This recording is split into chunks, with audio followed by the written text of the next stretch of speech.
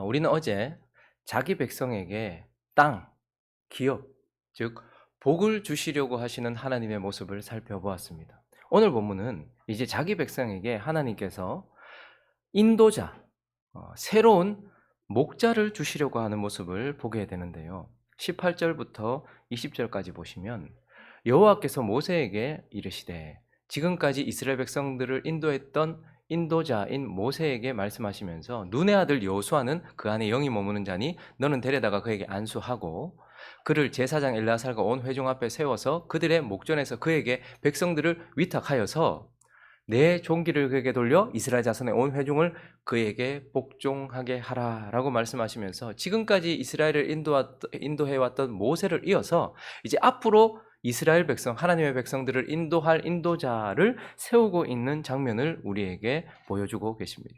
이것을 통해서 우리가 하나님께서 이 장면을 통해서 우리에게 하시고 싶어 하시는 말씀은 우리에게는 반드시, 하나님의 백성에게는 반드시 인도자가 필요하다라는 것이고, 또 하나는요, 하나님이 우리에게 주시려고 하는 그 복, 우리를 위하여 예비된 복, 우리가 받을 그 복은 반드시 인도자를 통해서만 얻을 수 있다라는 것을 우리에게 말씀하려고 하시는 것입니다. 그래서 우리는 이제 이 이스라엘 백성들을 인도해 왔고 또 앞으로 인도해 갈 인도자, 새로운 목자를 좀 더 자세히 살피면서 하나님은 하나님의 백성에게 어떤 인도자를 주시는지, 그리고 어떤 인도자를 통해서 우리에게 복을 받게 하시는지 그것을 살펴보려고 합니다. 그 첫 번째는요, 하나님은 모세 같은 인도자를 우리에게 주시고 그를 통해서 우리에게 복을 주신다라는 것을 보게 됩니다. 오늘 본문 말씀 12절을 보니까요, 여호와께서 모세에게 이르시되 너는 아바림 산에 올라가서 내가 이스라엘 자손에게 준 땅을 바라보라 라고 말씀하시면서 지금까지 이스라엘을 인도해왔던 인도자인 모세가 여기에 등장하고 있는 것을 보게 됩니다. 모세는 어떤 인도자입니까? 방금 읽었던 것처럼 12절을 다시 한번 보시면요, 모세는요, 아바림 산에 올라가서 뭘 바라보고 있어요 지금? 하나님께서 주실 약속, 약속의 땅, 그 약속의 땅에서 하나님의 백성들이 누릴 미래, 그것을 지금 바라보고 있습니다. 그리고요, 13절을 보니까 본 후에는 내 형 아론이 돌아간 것 같이 너도 조상에게로 돌아가리니 라고 말합니다. 모세는 어떤 인도자입니까? 하나님이 약속하신 약속을 바라보고 있고 하나님의 백성들이 누릴 것을 바라보고 있으면서 그것을 바라보면서 죽음을 맞이하는 지도자, 그가 바로 모세입니다. 그리고요, 이 모세는요, 여러분 지금 이제 이스라엘 백성들에게 새로운 삶을 시작하는데 마지막 남은 장애물이 있습니다. 마지막 남은 단계가 있어요. 누구예요? 누가 죽어야지만 이스라엘 백성들의 새로운 삶이 시작됩니까? 모세가 죽어야지만 돼요. 왜요? 1세대 전부는 다 이스라엘 땅에 들어가지 못한다라고 말씀하셨어요. 지금 이제 인구를 계수하면서 모든 1세대가 다 죽었어요. 이제 남은 사람이 누구예요? 모세예요. 이제 모세가 죽으면 그들에게 준비된 새로운 삶이 비로소 열리는 것입니다. 그러니 모세는요, 자신의 죽음을 통하여서 이스라엘 백성들에게 새로운 삶을 알리고 새로운 삶을 시작하게 하는 인도자, 그가 바로 모세인 것입니다. 그리고 모세는요, 하나님의 뜻에 자기 자신을 완전히 복종시키고 하나님의 뜻에 따라서 자기 자신을 내어준 인도자다라는 것을 보게 돼요. 여러분 이런 말 들으면 어떻습니까? 13절 다시 한번 보세요. 13절을 한번 봅니다. 약속의 땅을 바라보래요. 자, 그리고 이제 들어가라. 이렇게 말씀하시면 더 좋은데 지금까지 40년 동안 자기가 생명 바쳐서 목양해왔던 이 이스라엘 백성들과 함께 저 땅을 바라보면서 자, 이제 들어가라 이렇게 하면 좋은데 본 후에는 네 형 아론이 죽은 것 같이, 돌아간 것 같이 너도 조상에게 돌아서 죽을 거다. 14절요. 왜 그러냐 하면 신광야에서 회중이 분쟁할 때 너희가 내 명령을 거역하고 그 물가에서 내 거룩함을 그들의 목전에 나타내지 아니하였음이니라. 이 물은 신광야 가데스의 무리바 물이니라. 약속의 땅을 바라보고 있는데 여기까지 40년을 돌아서 왔는데 하나님이 너는 못 들어간다 이렇게 얘기하셨을 때 모세의 마음은 어땠을까요? 너 어떻게 했는지 알지? 내가 그때 너 못 들어간다고 말했잖아 라고 말했을 때 모세는 어떻게 했을까요? 신명기 3장으로 가보겠습니다. 그가 이 말씀을 듣고서 하나님께 이렇게 간구했습니다. 28절까지 읽습니다. 그때에 내가 여호와께 간구하기를 주 여호와여, 주께서 주의 크심과 주의 권능을 주의 종에게 나타내시기를 시작하셨사오니 천지간에 어떤 신이 능히 주께서 행하신 일 곧 주의 큰 능력으로 행사하신 일같이 행할 수 있으리이까. 구하옵나니 나를 건너가게 하사 요단 저쪽에 있는 아름다운 땅, 아름다운 산과 레바논을 보게 하옵소서 하되, 여호와께서 너희 때문에 내게 진노하사 내 말을 듣지 아니하시고 내게 이르시기를 그만해도 족하니 이 일로 다시 내게 말하지 말라. 너는 비스가산 꼭대기에 올라가서 눈을 들어 동서남북을 바라고 내 눈으로 그 땅을 바라보라. 너는 이 요단을 건너지 못할 것임이니라. 너는 여호수아에게 명령하여 그를 담대하게 하며 그를 강하게 하라. 그는 이 백성을 거느리고 건너가서 네가 볼 땅을 그들이 기업으로 얻게 하리라 하셨느니라. 모세가 너 못 가라고 했을 때에 하나님께 기도했어요. 하나님, 천지간에 하나님 같은 분이 어디 있습니까? 저 좀 들어가게 해주십시오 라고 구했는데 하나님이 어떻게 하셨어요? 거절하셨어요. 안 돼. 그래서 모세는 너희 때문에 내가 못 들어간다. 너희를 들여보내기 위하여서 내가 못 들어간다. 그때 너희도 하나님께 거역했고 나도 하나님께 거역했는데 너희의 거역이 아니라 나의 거역을 치시면서 너희는 들여보내신다. 이렇게 말씀하시는 거예요. 그러니까 모세는 지금 자기가 간절한 기대와 소망이 있었는데, 그런데 하나님이 거절하셨을 때 어떻게 하는 거예요? 그 하나님의 뜻을 고스란히 받아들이고 있는, 하나님의 뜻에 자기 자신을 드리고 있는 자라는 것을 보게 돼요. 그리고 나서 오늘 본문을 보면요, 15절부터 보시면 그는 또 어떤 인도자인가 하면 대신에 끝까지 들여보내달라고 때를 쓰는 지도자가 아니라 들어가게 할 백성들, 하나님의 백성들을 위하여 간절히 기도하는 모세의 모습을 보게 돼요. 모세가 여호와께 여짜와 이르되, 여호와 모든 육체의 생명의 하나님이시여 원하건대 나를 제발 들여보내 주십시오. 이게 아니고 한 사람을 이 회중 위에 세워서 그들 앞에 출입하며 그들을 인도하여 출입하게 하사 여호와의 회중이 목자 없는 양과 같이 되지 않게 하옵소서라고 기도했던 인도자. 모세는 이런 인도자였습니다. 하나님의 뜻에 자기 자신을 고스란히 내어드렸고 자기 백성들을 위하여, 하나님의 백성들을 위하여 간절히 기도했던 인도자였습니다. 그래서 모세는요, 이스라엘 백성들을 애굽에서 끄집어내어서 이스라엘 백성들을 복 앞으로 데리고 가서 복을 받을 수 있는 모든 준비를 다 마친 인도자, 그가 바로 모세였고, 하나님은 이 모세를 통하여 이스라엘 백성들을 인도하셨고 이 이스라엘 백성들에게 복을 주시려고 준비하셨다라는 것을 보게 되고, 이것을 통하여서요, 지금도 우리도 동일하게 모세와 같은 인도자를 통하여서 우리에게 하나님이 복을 주신다라는 것을 보게 돼요. 모세와 같은 인도자 누굽니까? 우리 주 예수 그리스도. 그래서 그들은 모세를 통하여서 복 앞으로 왔고 우리는 예수를 통하여서 복 앞으로 왔다라는 것을 보게 돼요. 예수는 어떤 인도자였습니까? 히브리서 12장 2절을 보시면 믿음의 주요 또 온전하게 하시는 이인 예수를 바라보자.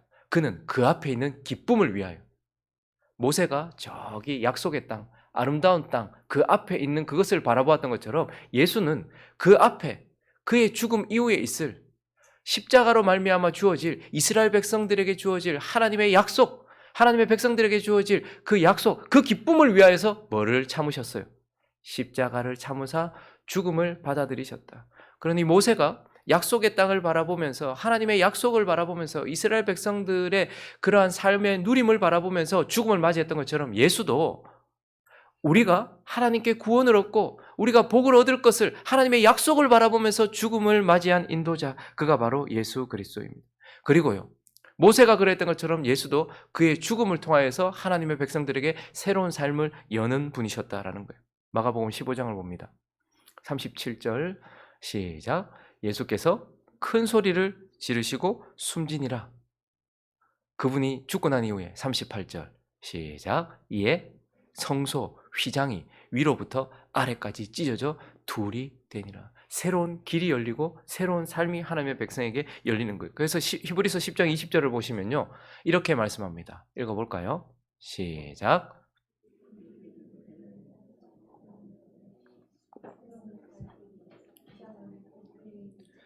그가 죽음을 맞이하자 새로운 살 길이 열렸어요. 모세가 죽으면 이 세대가 새 사람들이 새로운 삶이 열리는 것처럼 예수 그리스도의 죽음을 통하여서 예수 그리스도는 우리에게 새 삶, 새 길을 열어주시는 인도자다라는 것을 보게 돼요.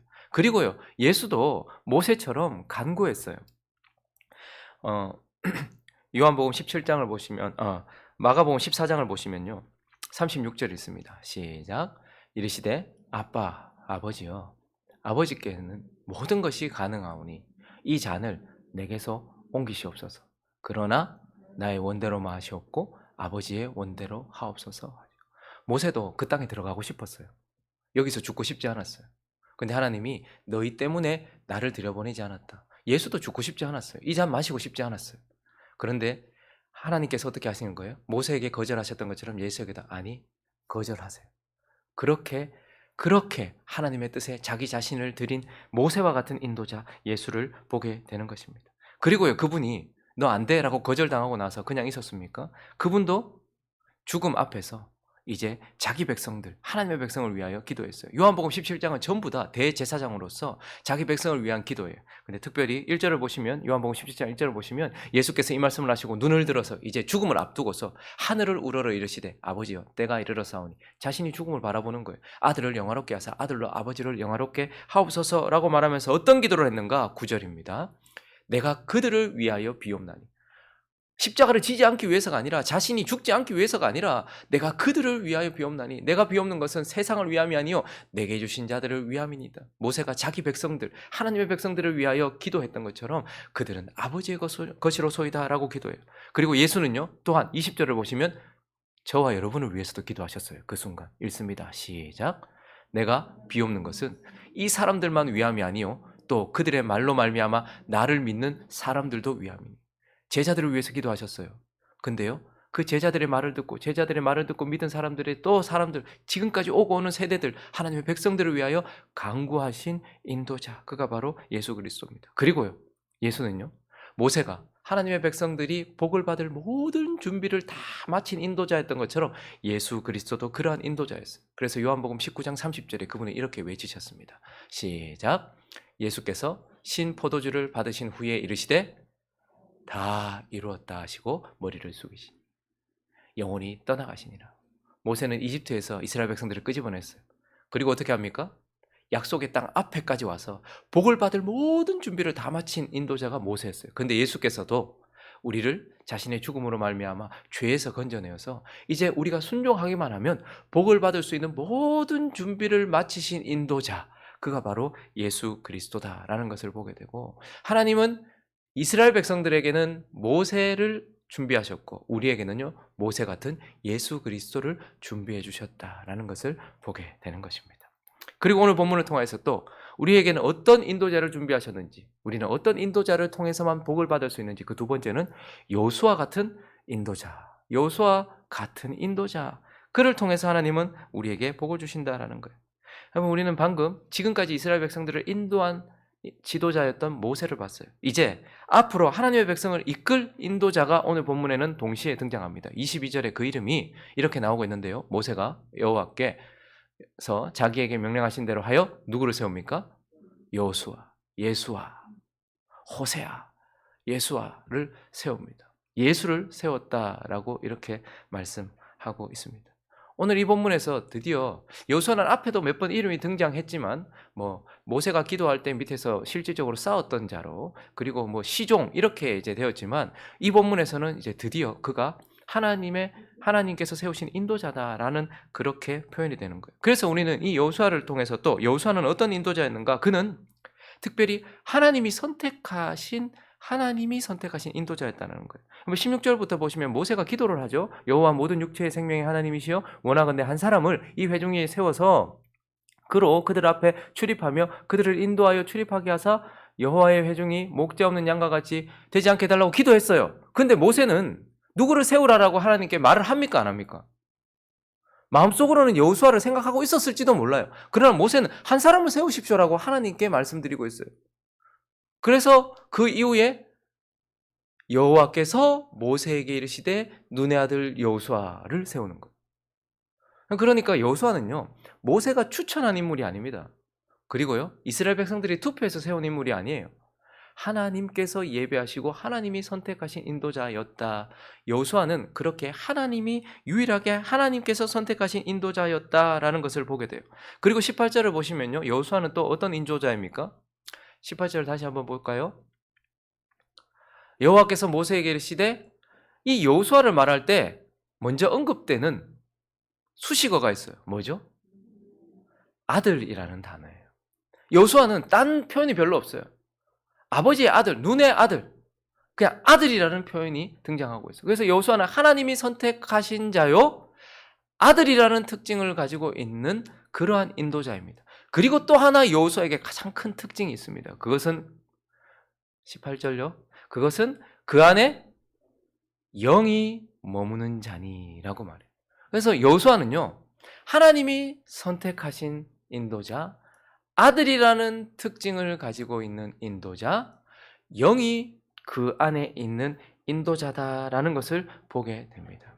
그리고요, 20절을 보실까요? 20절을 보시면 그는 존귀를 입은 인도자, 존귀한 인도자다라는 것을, 내 존귀를 그에게 돌려라 라고 이렇게 말씀하는, 그래서 여호수아는 하나님이 선택하셔서 아들이라는 특징을 가지고 있으며 그 안에 성령, 영이 머무는 존귀한 자로서, 마지막으로 20절을 다시 한번 더 보시면요, 이스라엘 백성들에게 이렇게 말씀하고 있어요.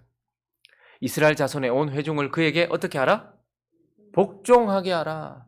그래서 여호수아는요, 자신에게 순종하면, 자신의 말대로 따르면, 자신에게 복종하면 승리를 가져다주는 인도자, 실제로 복을 가져다주는 인도자, 그가 바로 여호수아다라는 것을 보게 됩니다.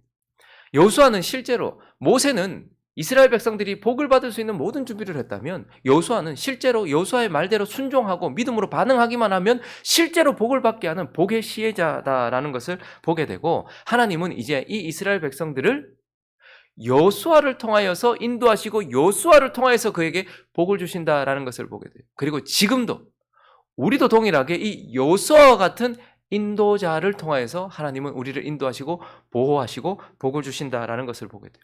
여호수아와 같은 인도자 누굽니까? 모세와 같은 인도자는 예수라고 말했는데, 여호수아와 같은 인도자는 누굽니까? 예수죠. 여전히 예수입니다. 예수 그리스도는 하나님이 선택하신 분이세요.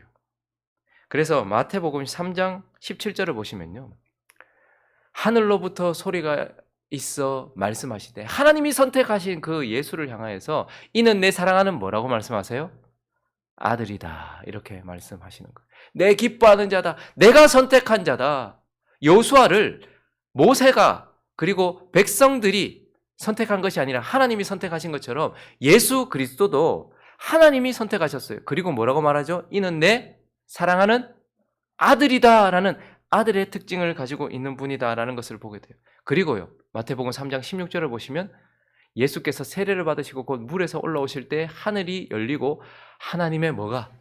성령이 비둘기같이 내려 자기 위에 임하심을 보게 돼요. 여호수아 그 안에 영이 있었던 것처럼 예수 안에 성령으로 충만했던, 예수는 하나님이 선택하셔서 아들이라는 칭호를 가지고 계시며 성령으로 충만한 인도자다라는 것을 보게 되는 것입니다. 그리고요, 그분은 존귀로 관을 쓰신 분이에요. 그게 언제 드러났는가? 마태복음 17장을 가보실까요? 변화산에서 그분이 죽기 전에 먼저 제자들에게 보여주셨어요. 그가 얼마나 존귀한 자인지. 이 육체라는 장막 안에 있었던 그분의 영광을 드러내 보여주셨어요. 그들 앞에서 변형되셨어요.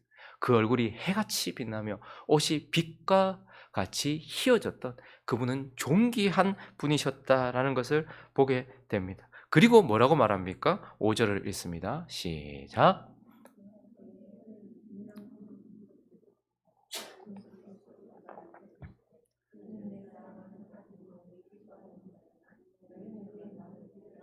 마태복음 3장에서는 이는 내 사랑하는 아들이요 내 기뻐하는 자다, 여기까지 말씀했어요. 그런데요, 17장에 가보시면 너희는 그의 말을 들으라. 여호수아에게 복종해라라고 말했던 것처럼 예수 그리스도의 말씀에 순종해라. 예수 그리스도의 말씀대로 살아라. 복종해라, 그의 말을 들어라 라고 말하면서 예수는 여호수아와 같이 하나님이 선택하신 자요, 예수는 여호수아와 같이 아들이라는 특징을 가지고 있고, 예수는 여호수아와 같이 성령으로 충만한 자이며, 예수는 여호수아와 같이 존귀한 자이고, 예수는 여호수아처럼 복종하면 복을 주시는 그러한 인도자다라고 말씀하시면서 하나님은 우리에게 예수를 주셨어요. 그래서 성경은 처음부터 끝까지 우리에게 뭘 주신 거예요? 예수를 주신 거예요. 예수. 말씀을 정리하겠습니다.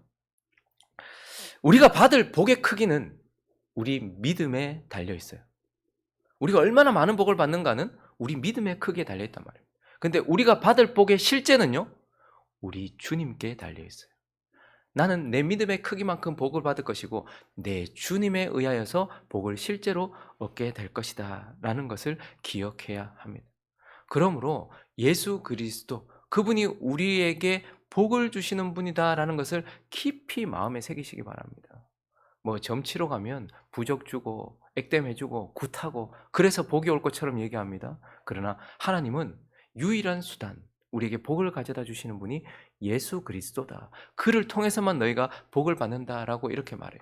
그래서 다윗이 뭐라고 고백했습니까? 시편 23편 1절부터 6절까지 한번 보시면요, 내게 부족함이 없다. 왜요?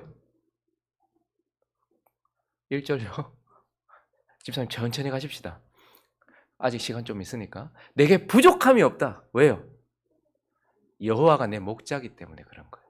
여호와가 나의 목자시기 때문에. 그러니까 부족함이 없는 인생이 되기 위해서는 인도자가 필요한 거예요. 누구? 여호와, 예수 그리스도라는 인도자가 필요한 거예요. 그리고 2절요.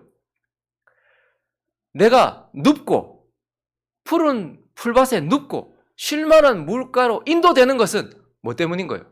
그가 나를 인도하시기 때문인 거예요. 그 인도자 때문에 우리가 눕기도 하고 물가로 인도되는 거예요. 3절은요. 내가 살아나고 내 영혼이 우리 몸은 아직까지 죄로 인하여 죽은 것이지만, 그래서 부활의 몸을 입을 것이지만 지금 내 영혼은 벌써 살았단 말입니다. 내가 지금 의의 길을 걷고 있단 말입니다. 근데 왜요? 예수 그리스도 때문에 그렇게 된다라는 거예요. 그리고 4절도요. 우리는 음침한 골짜기, 사망의 음침한 골짜기를 다녀요.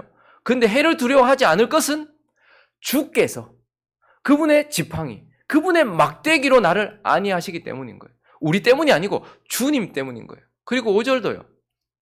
원수의 목전에서 우리가 두려워하지 않을 수 있는 것은 주께서 내 머리에 기름을 부으시고 상을 베풀어 주시기 때문인 거예요. 그리고 마지막 절을 보니까요. 내가 여호와의 집에 영원히 거할 거예요. 왜요? 그분이 평생 선하심과 인자하심으로 나를 따르기 때문에 그러한 것들을 주신다라는 거예요. 그러므로 우리는 예수 그리스도로 인하여서만 복을 얻는다라는 것을 기억하시고, 예수를 떠나서는 아무것도 할 수 없다, 아무것도 받을 수 없다라는 것도 기억해야 돼요. 그래서 마지막 요한복음 15장 5절을 읽고 마치겠습니다. 시작. 나는 포도나무요 너희는 가지라. 그가 내 안에 내가 그 안에 거하면 사람이 열매를 많이 맺나니 나를 떠나서는 너희가 아무것도 하지. 내가 그 안에 거하고 그가 내 안에 거하면 열매 맺고, 그를 떠나서는 아무것도 할 수 없고 아무것도 얻을 수 없다라고 말씀하시는 거예요. 그러므로 복은 내 믿음의 크기만큼 받는 것이요, 복은 주님에 의하여 받는데 그 주님을, 예수 그리스도를 우리에게 주셨다라는 것을 기억하면서 예수 그리스도를 통하여서 넘치는 복을 우리의 믿음의 크기만큼 하나님이 허락하신 대로 받아 누리는 저와 여러분 되시기를 예수 그리스도 이름으로 축원합니다. 오늘 또 말씀을